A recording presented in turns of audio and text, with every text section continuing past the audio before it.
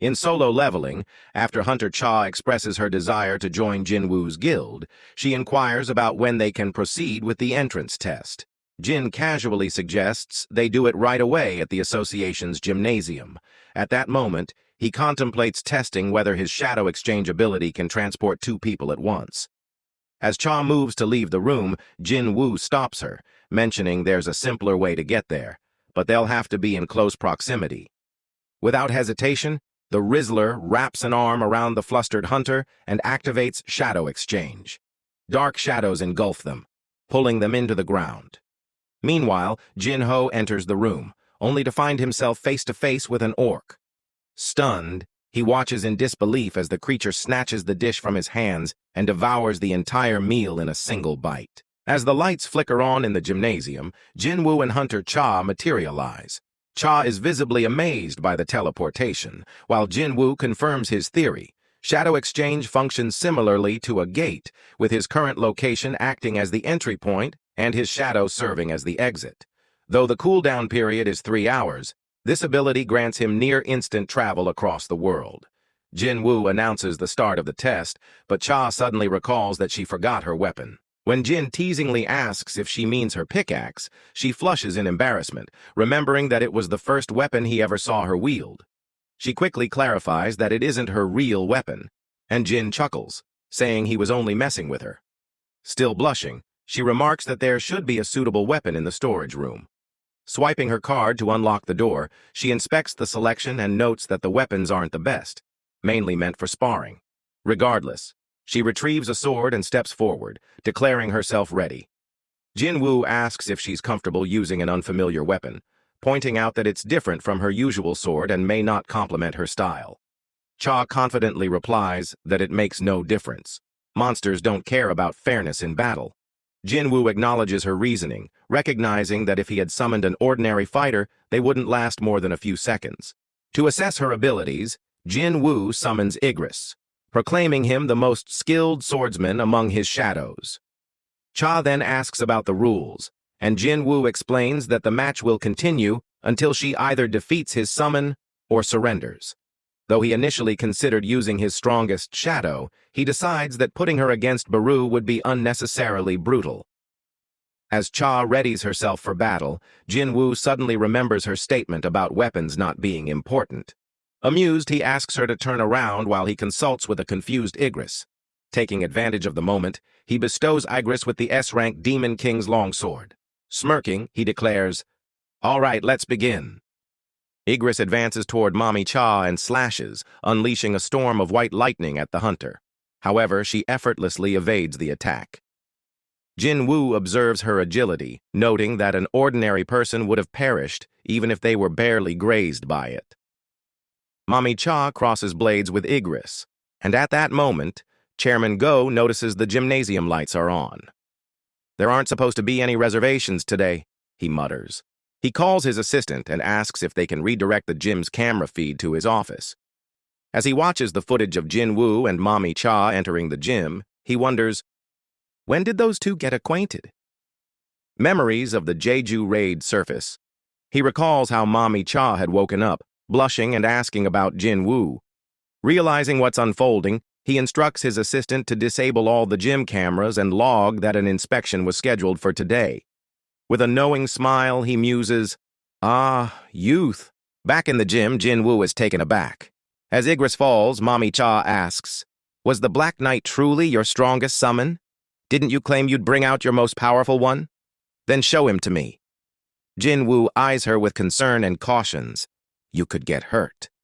Mami Cha responds firmly, "I don't care. I've been wanting a rematch anyway." Surprised, Jin Woo raises an eyebrow.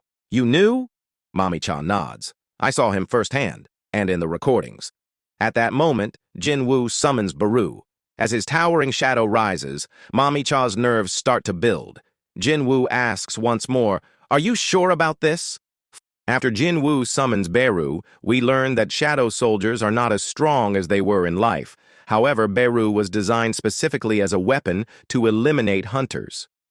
As the fight begins, Mami Cha's chances don't look promising. Beru turns to Jin Woo and asks what he should do with Mami Cha. Jin instructs him to defeat her. without causing any harm. In response, Beru unleashes a deafening screech, instantly shattering every window in the gym. Nervously, Mommy Cha wonders, how did Jin even manage to fight this thing? Beru extends his claws, preparing to strike, but Jin immediately intervenes. Put those away. If you hurt her, I won't forgive you. Obediently, Beru retracts his claws, momentarily turning his gaze to Jin. Seizing the moment, Mommy Cha lunges forward, but before she can react, Beru appears behind her in an instant, moving so fast it's as if he teleported. She spins around, slashing her sword. Do you really think I'll fall for the same move twice? She challenges. However, Beru casually catches her blade, flicking it aside with ease. His thoughts are clear. I have one mission: defeat the opponent without injuring her. Understanding that he must crush her fighting spirit by showcasing the overwhelming gap in their strength, Beru readies himself for an undeniable display of dominance. Mommy Cha thrusts her sword toward him, but he dodges effortlessly. She tries again, another miss. Not yet, she tells herself, slashing at him with precision. Yet to her shock, Beru simply leans back, dodging as if playing a game, never once shifting his feet. A wave of disbelief washes over Mommy Cha. He's evaded every attack without even moving. Then, suddenly, Beru closes the distance between them, roaring directly in her face. The sheer force of his magical pressure alone is enough to send her stumbling backward. Jin Woo watches closely and remarks, "Looks like this fight is already over. Are you satisfied now?" But Mommy Cha, unwavering, responds, "I can still keep going." Jin Woo frowns, confused. Why is she pushing herself so hard? I thought she'd surrender after realizing the power gap. Unlike other shadow soldiers, Beru retains both intelligence and his lethal instincts. He is, at his core, a ruthless killing machine. If she's aiming for something here, I hope it's not a fatal mistake. A flicker of frustration flashes in Beru's eyes. Normally, a single glance is enough for any living creature to recognize whether they are predator or prey, yet Mommy Cha refuses to submit. Enraged, Beru lunges at her, swiping his claws. She barely dodges in time, sliding out of harm's way as his claws carve deep gashes into the wall behind her.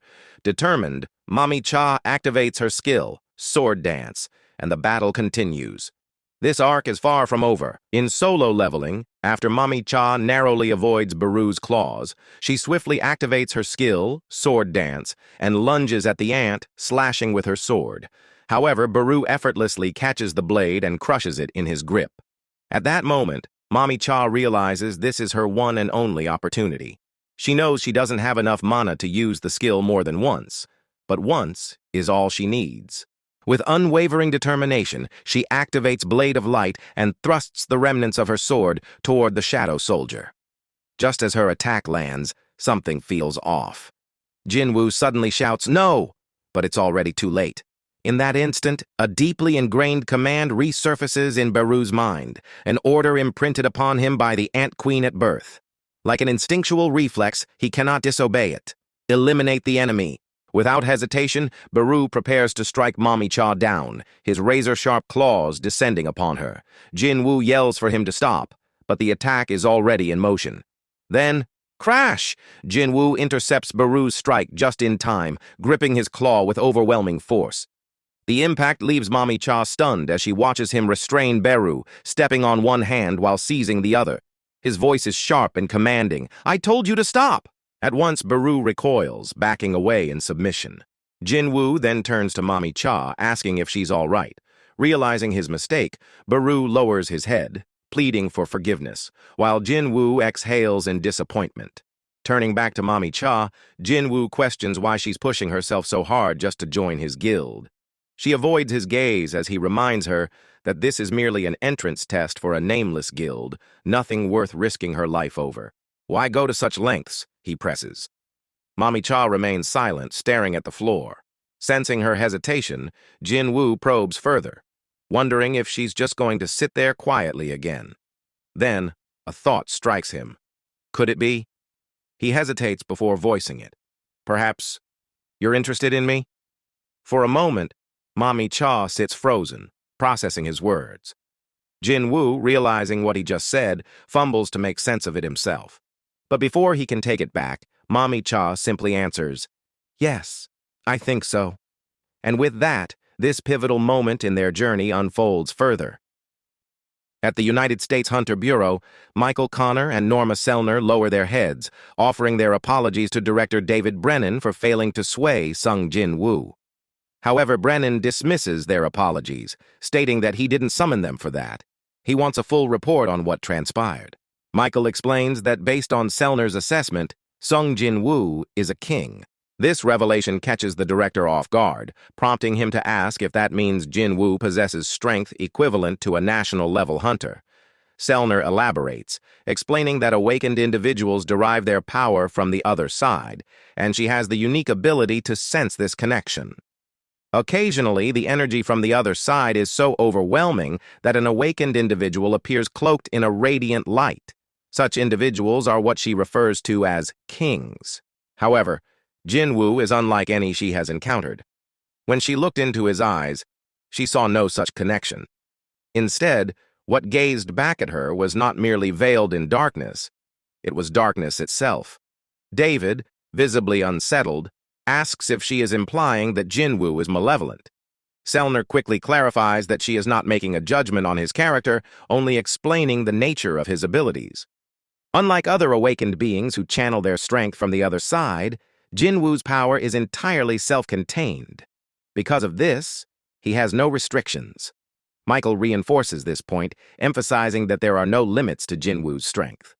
Selner nods in agreement, confirming that his potential is boundless. At that moment, the director rises from his chair, thanking Lady Selner for her insights. Michael, puzzled, asks where he is going. "Floor B24, David replies, instructing the deputy director to accompany him. Inside the elevator, David discusses their next move. Since they cannot use Norma Selner's abilities to bring Jin-woo to their side, they must find an alternative way to gain his cooperation. He then asks Michael if he recalls the first S-rank gate incident. Michael immediately acknowledges it, the catastrophic dungeon break that wreaked havoc across the western United States. David recounts how the U.S. government assembled the world's most elite hunters with the promise of an enormous reward, yet only 5 emerged alive. These 5 were granted authority on par with that of an entire nation, he continues, mentioning the terrifying entity responsible for the destruction. The inextinguishable flame, the dragon Kamish, a single creature that slaughtered countless top-tier hunters. Then, David poses an intriguing question. Would you believe that such a calamity left behind a gift? As they arrive at their destination, David enters a code. The heavy doors slide open with a mechanical hiss, revealing the object within. "Look," he announces. Before them lies a rune stone, extracted from Kamish's remains and safeguarded in this facility for 8 years since the Kamish raid. Because none of the national-level hunters were mages, the runestone has remained untouched, waiting for the one worthy of wielding it. The director then declares with certainty, Kamish will once again bestow a priceless gift upon this nation,